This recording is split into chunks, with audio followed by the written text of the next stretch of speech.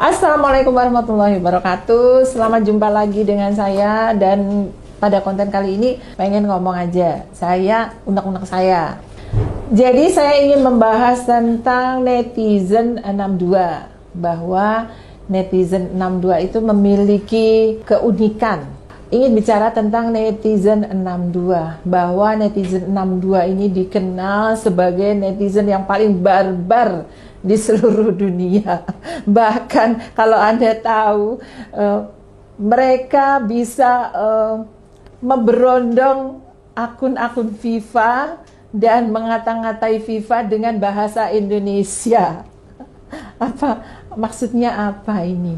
Ya, inilah netizen 62. Selain barbar juga dikenal sangat julid, sangat julid. Dan satu hal lagi, netizen Indonesia adalah netizen yang paling care. Namun ada satu hal yang ternyata alhamdulillahnya netizen 62 ini masih memegang moral yang positif. Jadi jiwa-jiwanya itu adalah jiwa-jiwa positif. Kenapa? Akan saya tunjukkan kenapa ya.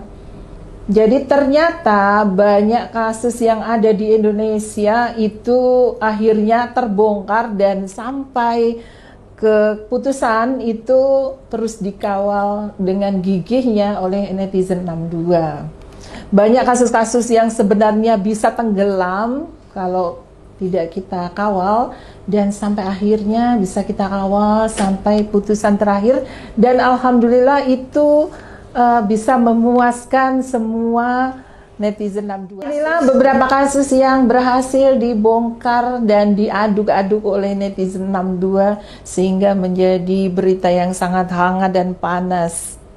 Ting. Tetapi ada hal yang menarik sekali, bagaimana netizen ini akhirnya dengan gigih juga mengawal kasus Sambo. Pertama kali kasus ini kita dengar dari Bapak Profesor Dr. Mahfud MD yang berbicara tentang kasus Sambo. Membuka dengan narasi Bapak Mahfud MD yang tidak percaya dengan cerita Sambo, dan akhirnya ternyata kejadiannya memang tidak seperti itu. Kemudian netizen 62 tetap mengawal dan sepertinya mempreser sampai sidang-sidangnya akhirnya terbuka dan kita bisa melihat dengan mata yang benar-benar sampai sekecil-kecilnya bisa kita dengar, bisa kita kawal bagaimana proses-prosesnya, bagaimana Sambo berusaha untuk mempengaruhi jalannya sidang, dan akhirnya sampai ketok palu dengan keputusan yang memuaskan. Dan akhirnya kasus-kasus seperti kasus Mario Dandi, kasus Flexin dan sebagainya kita kawal ketat, dan sudah sampai bahkan sampai ke kasus perpajakan yang dilakukan oleh Rafael Alun Trisambodo, adalah mantan aparatur sipil negara eselon 3 yang terakhir menjabat sebagai Kepala Bagian Umum DJP Kanwil Jakarta Selatan, yang diketahui memiliki harta 56 miliar rupiah, dan ternyata setelah diselidiki lebih dalam lagi, ini juga dikemukakan oleh Bapak Mahfud MD bahwa Bapak Alun Trisambodo ini juga terlibat di dalam money laundering dan menyebar beberapa rekeningnya sejumlah 537 miliar rupiah yang tersebar dalam 40 rekening. Dan siapa yang pertama kali membuka ini adalah Bapak Mahfud MD. Nah, saya mau bilang bahwa mungkin kita hampir seluruh ya masyarakat Indonesia yang masih memiliki jiwa patriot ya, dan juga jiwa yang bersih dan bermoral, pasti akan membela habis-habisan Bapak Mahfud MD. Termasuk netizen 62 ini sampai sekarang bagaimana kita bisa melihat pada saat kemarin terakhir itu ada rapat dengan Komisi 3 dan Mahfud MD dicecar dengan berbagai macam pertanyaan dan instruksi, namun Pak Mahfud MD tetap bagaimana beliau menjawab dengan tegas, menjawab dengan lugas, dan kita juga merasa bahwa apa yang dikatakan oleh Bapak Mahfud MD itu adalah bernilai positif dan bermoral gitu.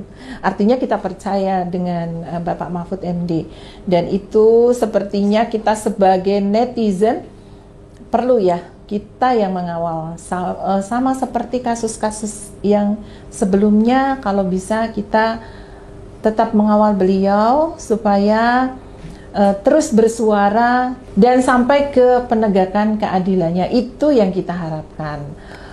Seperti kasus yang kemarin, saya mau bicara tentang undang-undang yang ada 2 undang-undang yang belum disahkan oleh DPR, dan ternyata bahwa mengapa undang-undang itu tidak bisa disahkan? Saya nggak tahu nih, apakah anggota Dewan ini yang kita sebut dengan Bapak Bambang Pacul ini sepertinya keceplosan atau memang sengaja. Pasti DPR nangis semua. Kenapa? Masa dia bagi duit harus pakai e-wallet? E-walletnya cuma 20 juta lagi. Nggak bisa, Pak.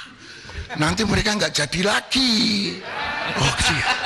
Loh, saya terang-terangan ini. Gitu loh. Mungkin perampasan aset bisa, tapi harus bicara dengan para ketum partai dulu. Kalau di sini nggak bisa. Teori saya. Jadi permintaan jenengan langsung saya jawab.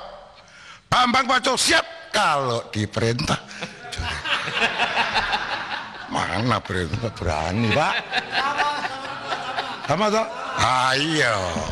Itu kira-kira Pak Mahfud. Oh, ternyata undang-undang itu tidak bisa disahkan karena harus dengan persetujuan ketua partai. Artinya bahwa Pak Mahfud meminta segera disahkan undang-undang untuk penyitaan aset yang dilakukan oleh pejabat-pejabat ataupun orang-orang yang bermasalah dan melakukan korupsi, tetapi itu tidak bisa dilakukan karena adanya terhalang oleh undang-undang itu, dan Pak Mahfud meminta bagaimana supaya didorong segera disahkan, dan kita tahu jawabannya.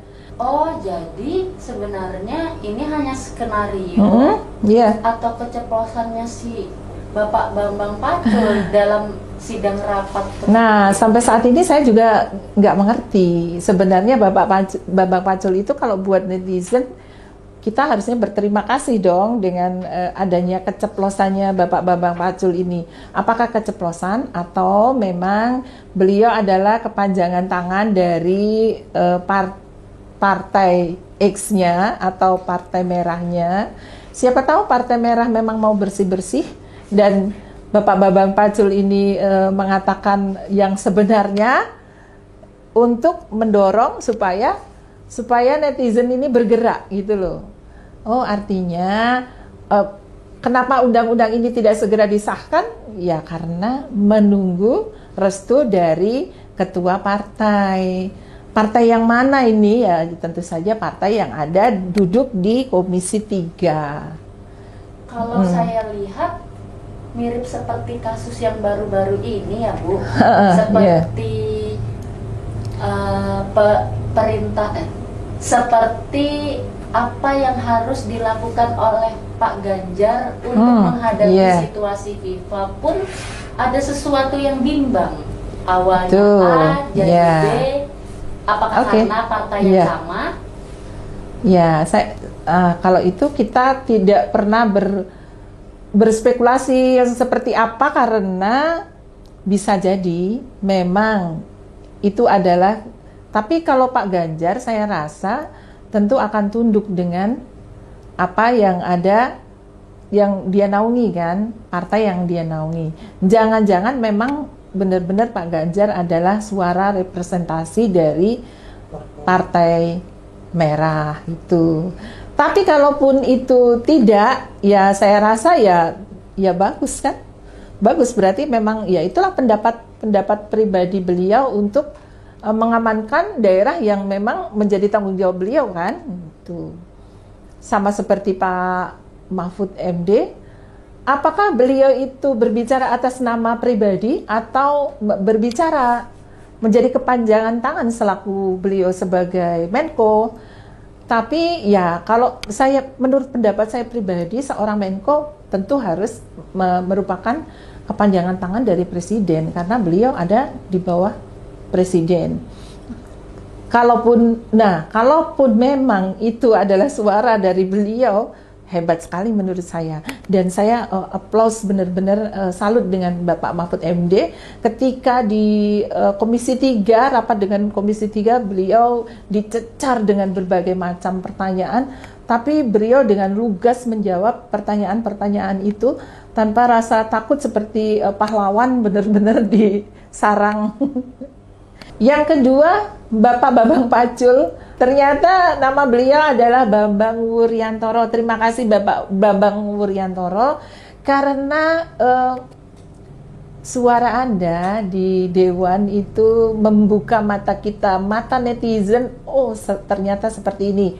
Seperti ini yang terjadi dan kita mungkin sudah menebak-nebak ya sebelumnya, tapi kita dengan gamblang mendengar dari beliau.